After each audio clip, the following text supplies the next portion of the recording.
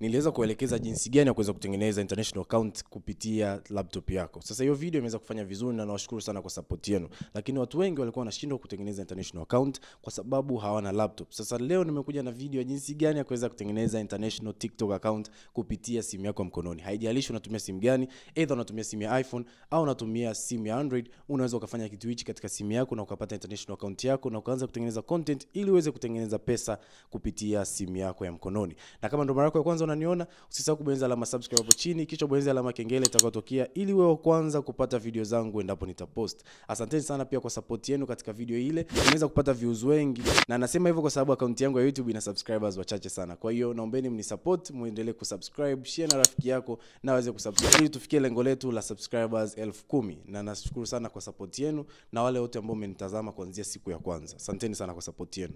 Sasa hivi ndio jinsi ya kuweza kutengeneza international account ya TikTok kupitia simu yako ya mkononi. Naomba uangalie maelekezo haya kuanzia mwanzo mpaka mwisho ili uweze kuelewa maelekezo haya ili uweze kutengeneza account yako ya TikTok bila kukosea.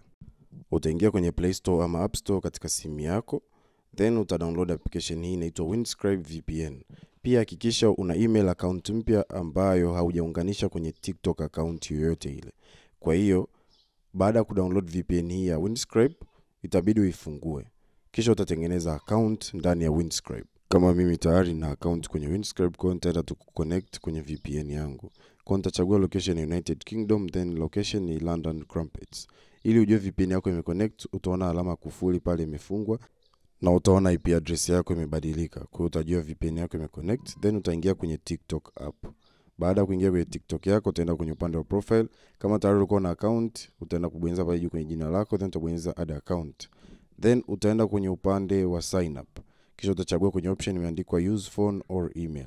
Utabonyeza pale, then utaandika birth date yako. Baada ya kuchagua birth date yako, kama umeangalia mpaka muda huu wa video hii, naomba usisahau kubonyeza alama subscribe hapo chini, kisha bonyeza alama kengele itakayotokea ili wewe kwanza kupata video zangu endapo nitapost. Haya, tuendelee katika video yetu.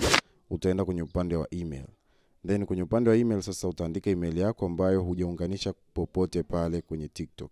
Then utaskip hizo options zingine baada ya kuverify, then account yako itatengenezwa. Ili tuikague sasa kama ni international, utaenda kwenye upande wa TikTok Studio kutokea kwenye menu. Then ukiona hizi monetization options hususan creator rewards program, utajua account yako tayari ni international. Lakini ili kuweza kuikagua zaidi, itabidi urudi nyuma.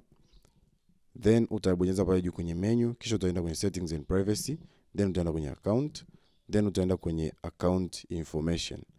Then baada ya kuingia kwenye account information, utaona kwenye upande wa account region imeandikwa United Kingdom. Then utajua account yako ni international. Sasa baada ya kutengeneza account yako international, usisahau kuzima VPN yako. Then baada ya kuzima VPN yako, uko tayari kuendelea na kazi zingine. Okay, hivyo ndio ilikuwa namna ya kutengeneza TikTok international account kupitia simu yako ya mkononi. Natumai utakuwa umeelewa. Kama umeelewa, usisahau kusubscribe, like, share na rafiki yako ili naye aweze kujifunza jinsi ya kutengeneza international TikTok account, ili naye aweze kutengeneza content, ili aweze kuingiza pesa kupitia simu yake ya mkononi. Na pia kama una maoni yoyote kwamba content gani unataka niweze kutengeneza katika page yangu ya YouTube, niandikie hapo chini kwenye comment section. Pia usisite kulike, comment pia hata kama umeweza kujifunza, umeenjoy content hii. Comment emoji yote hapo chini, nitashukuru sana kwa support yako. Asanteni sana. Until the next one. Peace out.